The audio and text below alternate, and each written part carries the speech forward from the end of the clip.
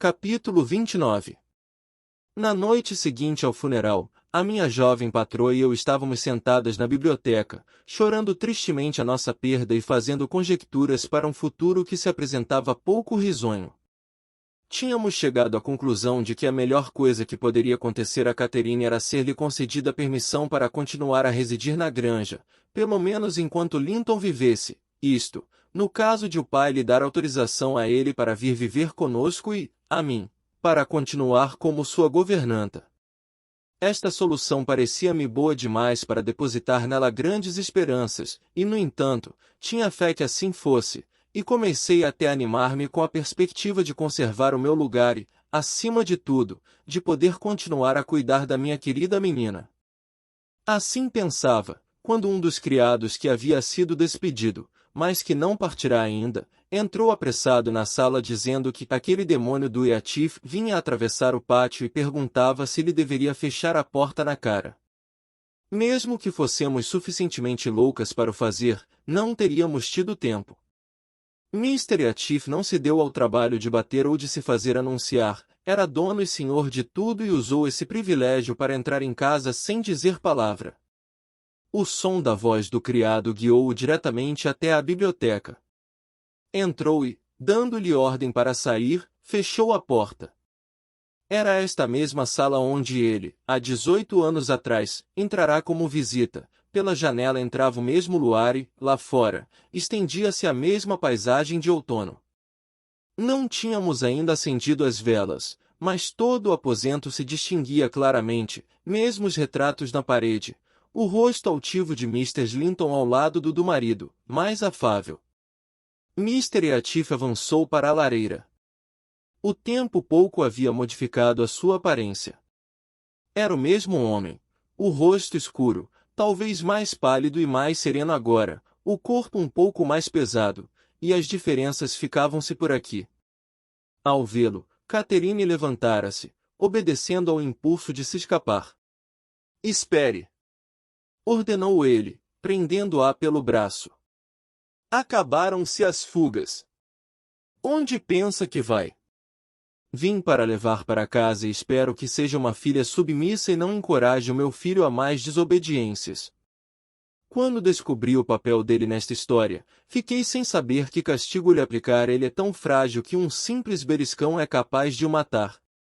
Mas, como poderá avaliar pela cara dele, recebeu o que lhe era devido. Trouxe-o para baixo uma noite, antes de ontem, e sentei-o numa cadeira. Não lhe toquei mais. Mandei sair o Areton, para ficarmos a sós na sala. Ao fim de 2 horas, chamei o Joseph para o levar para cima. Desde aí, a minha presença tem um tal poder sobre os seus nervos como se de um fantasma se tratasse. Acho que me vê constantemente, mesmo que eu não me encontre por perto. O Areton diz que ele acorda de noite em sobressalto, a chamar por si para o proteger de mim.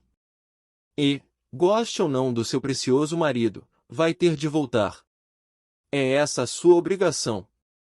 Transfiro para si todo o meu interesse nele. Por que não deixa Miss Catherine ficar aqui? Implorei. E manda Master Linton para junto dela? Já que detesta os dois, não lhe sentirá muito a falta. Eles serão apenas um tormento diário para o seu coração desnaturado. Estou à procura de um inquilino para a granja, explicou ele, e quero os meus filhos junto de mim, para estar seguro. Além disso, esta rapariga tem de trabalhar para ganhar o seu sustento. Não vou mantê-la no luxo e ociosidade depois de o Linton morrer.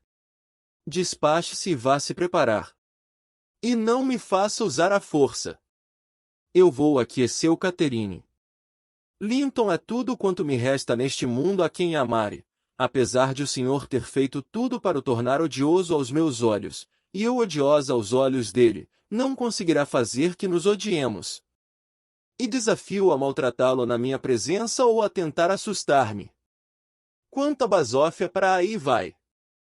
Retrucou Eatif. Mas não gosto de si o suficiente para o maltratar. Enquanto ele durar, o privilégio do tormento será todo seu. Não serei eu a torná-lo odioso a seus olhos, O seu feitio encantador encarregar-se-á disso, depois da sua fuga e das consequências que isso lhe trouxe, está tão amargo que aviso desde já para não esperar agradecimentos pela sua nobre devoção. Ouviu descrever a Zila um quadro muito agradável do que lhe faria se fosse tão forte como eu, inclinação não lhe falta, e a própria fraqueza lhe aguçará o espírito para encontrar um substituto para a força. Eu sei que a natureza dele é ruim, argumentou Catherine. Ele é seu filho, mas ainda bem que a minha é melhor, para lhe poder perdoar. Tenho a certeza de que ele gosta de mim, o que é razão suficiente para que eu lhe corresponda. Mr. Atif, o senhor não tem quem o estime. Por mais infelizes que nos tome, teremos sempre a consolação de saber que a sua crueldade é apenas resultado da sua imensa infelicidade.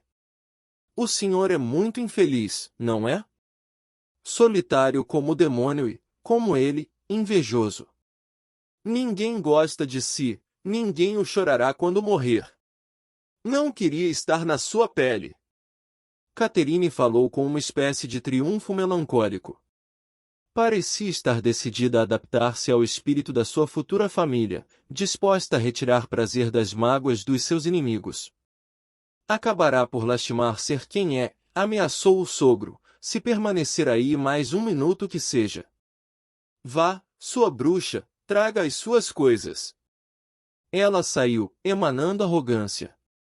Na sua ausência, aproveitei para implorar para mim o lugar de Zila no alto dos vendavais, propondo trocá-lo com o meu, mas ele não me atendeu e mandou-me estar calada. Então, pela primeira vez, permitiu-se correr o olhar por toda a sala até encontrar os retratos. Depois de examinar o da senhora, disse: levarei este comigo para casa. Não porque necessite dele, mas...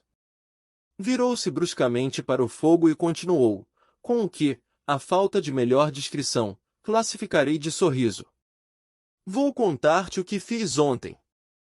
Convenci o coveiro, que estava a tratar da sepultura do Edgar Linton, a remover a terra de cima do caixão dela, e abriu. Por um momento, pensei que ficaria ali para sempre.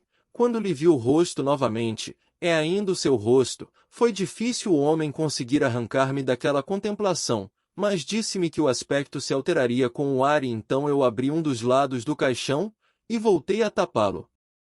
Não do lado daquele do Linton, diabos o levem. Quem dera que ele estivesse soldado num caixão de chumbo, e gratifiquei o coveiro para que arranque aquela parte do caixão quando eu ali for enterrado, e faço o mesmo ao meu. É assim que vai ser, e depois, quando Linton nos alcançar, não vai saber distinguir-nos. Isso não se faz, Mr. Atif! Exclamei. Não tem vergonha de andar a perturbar os mortos? Não perturbei ninguém, Nelly respondeu. E trouxe a mim mesmo alguma paz, e tu, assim, terás mais hipóteses de me manteres debaixo da terra quando chegar a minha vez. Perturbá-la? Não. Ela é que me tem perturbado dia e noite ao longo destes 18 anos, incessantemente, sem remorsos, até ontem à noite, mas ontem à noite dormi tranquilo. Sonhei que dormi o meu último sono ao lado dela, também adormecida, com o coração parado e o rosto frio colado ao seu. E se ela se tivesse desfeito em pó? Ou pior ainda, com que teria então sonhado? Perguntei. Que me desfazia em pó com ela, e que era ainda mais feliz. Retorquiu. Pensas que temo essa transformação? Esperava por essa mudança quando levantei a tampa do caixão, mas alegra-me que ela só se inicie quando eu a partilhar com ela. Além disso, se o seu rosto impassível não me tivesse causado uma impressão tão forte, dificilmente me teria libertado daquele estranho sentimento que começou de forma tão singular. Tu sabes como a sua morte me deixou enlouquecido para todo sempre, de uma madrugada a outra, implorando-lhe que voltasse para mim, invocando seu espírito, que eu tenho muita fé nas almas do outro mundo, estou convencido de que, não só podem andar, como de fato andam entre nós. No dia em que foi sepultada, caiu um nevão. À noite fui ao cemitério. Soprava um vento agreste. Tudo era solidão. Não receava que o paspalho do marido vagueasse por ali até tão tarde, e ninguém mais tinha motivos para ali aparecer. Sozinho e consciente de que apenas um amontoado de terra solta nos separava, disse para mim mesmo, tê-la aí nos meus braços novamente. Se estiver fria, pensarei que é deste vento norte que me gela, e, se inerte, julgá-la aí adormecida. Tirei uma pá da arrecadação e comecei a retirar a terra com todas as minhas forças. A pá bateu no caixão. Caí de joelhos e trabalhei com as mãos, a madeira principiou a estalar junto aos parafusos e estava já prestes a alcançar o meu objetivo, quando me pareceu ouvir um suspiro vindo de cima, da abertura da cova, como de alguém que se inclinava sobre mim. Se ao menos conseguisse tirar isto! Murmurei. Depois, que deitassem pasadas de terra sobre nós ambos, esforcei-me ainda mais. Ouvi outro suspiro, este perto do meu ouvido. Quase podia sentir o seu sopro quente deslocando o ar gélido. Eu sabia que não estava ali nenhum ser vivo e, no entanto, tal como nos apercebemos da proximidade de um corpo material na escuridão, mesmo sem podermos vê-lo, senti que a Cati estava ali, não sob mim, mas acima da terra. Do coração fluiu-me um súbito sentimento de alívio, que se espalhou a todos os meus membros. Renunciei à minha tarefa angustiante e senti-me imediatamente consolado, infinitamente consolado. A sua presença estava comigo e comigo ficou enquanto voltei a encher a sepultura, para me guiar depois até casa. Podes rir-te, se quiseres, mas tinha certeza de que a encontraria lá. Estava certo de que ela estava comigo e não podia deixar de lhe falar. Ao chegar ao alto dos vendavais, corri ansioso para a porta, mas encontrei-a trancada. Recordo-me de que o maldito do Earcha e a minha mulher não me deixaram entrar. Lembro-me também de ter dado os valentes pontapés ao Earcha que o deixaram quase morto, e de correr depois pela escada acima, para o meu quarto, e também dela, olhar à minha volta impaciente, senti-la junto de mim, quase podia vê-la e, no entanto, não a via. Devo ter suado sangue, da angústia do meu desejo e do fervor das minhas súplicas para ver só que fosse num relance. Mas nada vi. Ela comportou-se, como tantas vezes o fizera em vida, como um demônio para comigo. E, desde então, umas vezes mais e outras menos, tenho sido o joguete dessa tortura insuportável.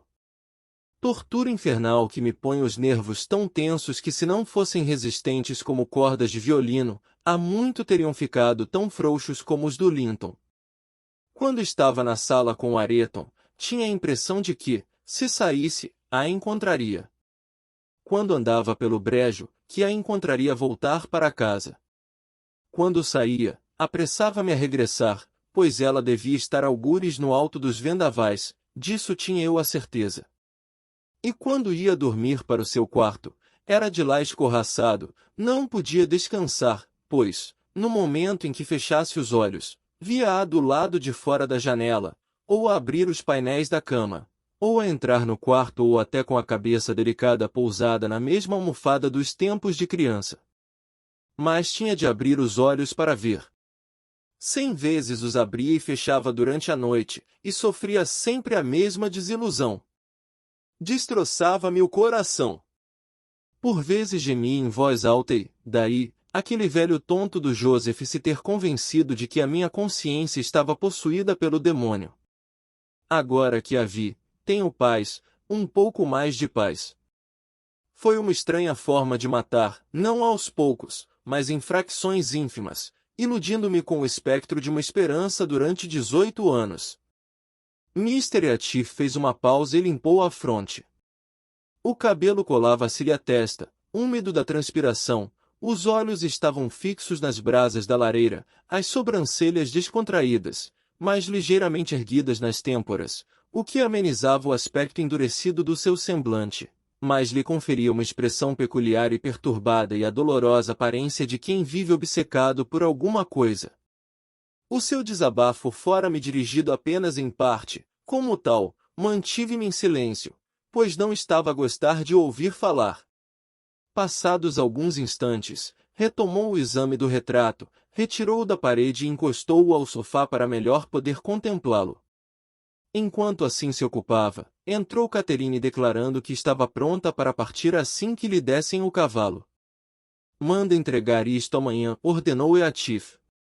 Depois, dirigindo-se a ela, acrescentou: Pode bem passar sem o cavalo, a noite está agradável e não vai precisar de cavalos no alto dos vendavais, para os passeios que irá dar, chegam-lhe muito bem as pernas. Vamos. Adeus, Ellen, murmurou a minha querida menina. Quando me beijou, os seus lábios estavam frios como gelo. Vem visitar-me, Ellen, não te esqueças. Não penses em tal coisa, Ellen Dean, disse o seu novo pai. Quando desejar falar contigo, eu próprio cá virei. Não quero ninguém a meter o nariz em minha casa. Fez sinal a Catherine para que o precedesse, e ela, lançando para trás um olhar que me partiu o coração, obedeceu. Fiquei a vê-los da janela, a descerem o jardim. Mr. Eatif agarrava-lhe o braço, embora a princípio ela se esquivasse, mas ele, estugando o passo, fê-la entrar na alameda do parque, e perderam-se por detrás das árvores,